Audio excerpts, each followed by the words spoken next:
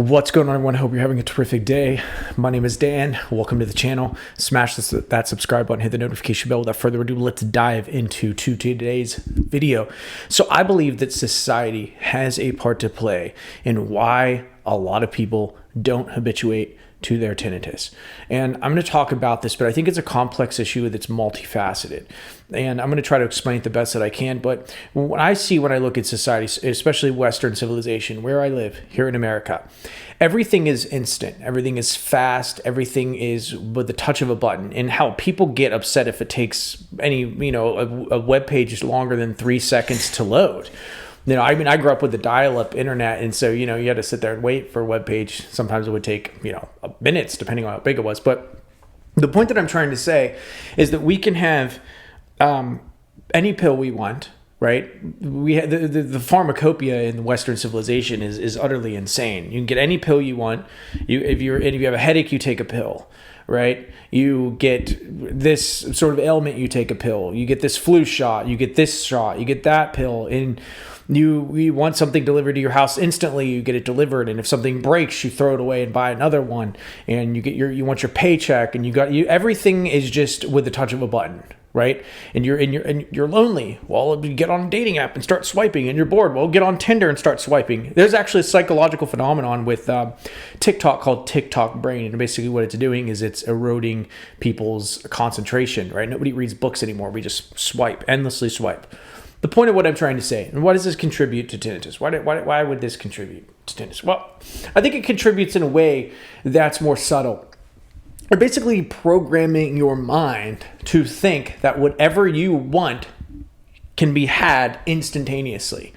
You want something, you have it instantaneously. Is it any wonder why they built the pyramids in the Great Wall of China back in the day that took generations to build these massive cathedrals, to build these massive things? We don't even have the ability to think multi-generational anymore.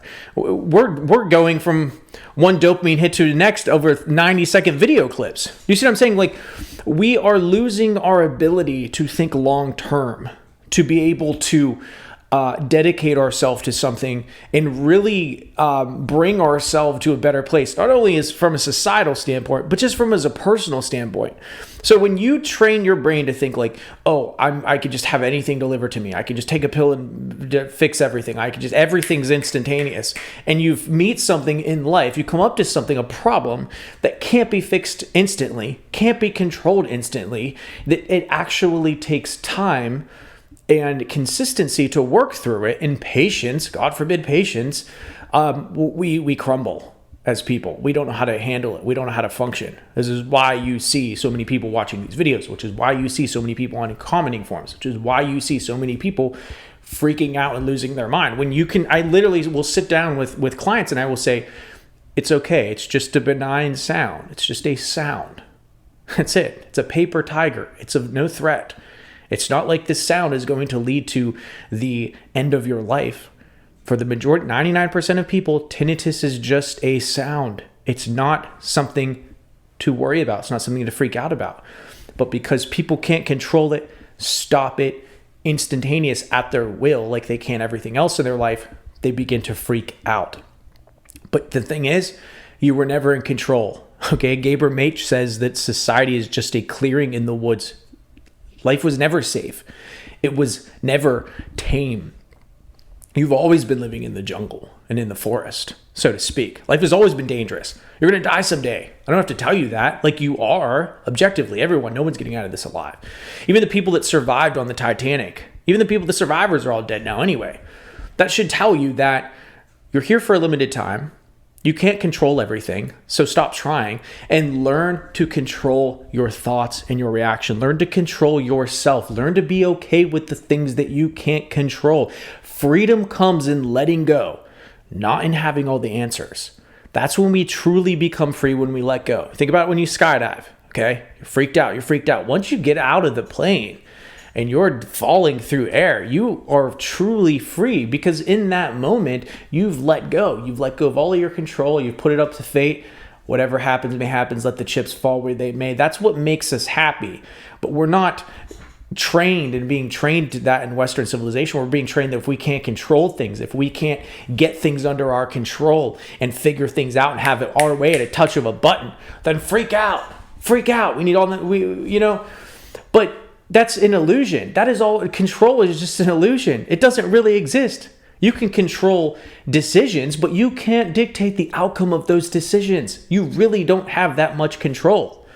You have the control to control yourself, your thoughts and your reactions, and that is all you really can control. And you can make the right decisions. You can choose where to go to school, job, eat healthy, don't eat healthy, get your stuff together, chase after a career you love.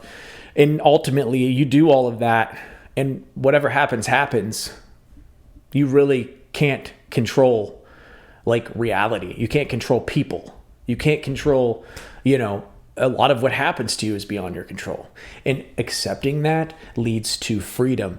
Denying that and trying to control leads to more suffering and more brings you to a dark place, because then you get narcissistic, you get bitter, right? Well, those people can't heal from tinnitus because I wasn't able to. It's like, no, there are a lot of people healing from it. There are a lot of people habituating. I'm one of them. And maybe, it's time to take a look in the mirror and admit that you can't control everything. But anyway, that is what I see society and how it's contributed to making it difficult to recover from tinnitus. I'll talk to you later. Until next time, peace.